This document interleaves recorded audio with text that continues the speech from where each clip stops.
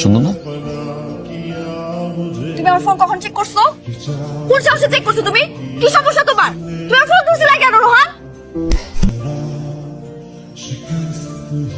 তুই ভুল করছস, অনেক বড় ভুল করছস তুই। চিটার, ঠকাইছস তুই আমারে। তার সাথে আই মিস ইউ চুম্মা দিচ্ছিস, ছবি পাঠাচ্ছিস। বের হচ্ছি, তাড়াতাড়ি আসো, পিক করো, আমাকে নিয়ে যাও, বের হবো। আমার সাথে থাকা অবস্থা লাগিস ভার্সিটিতে। আজকের পর থেকে তুই আর কোনোদিন আমার সামনে আসবি না। I hate you, I hate you.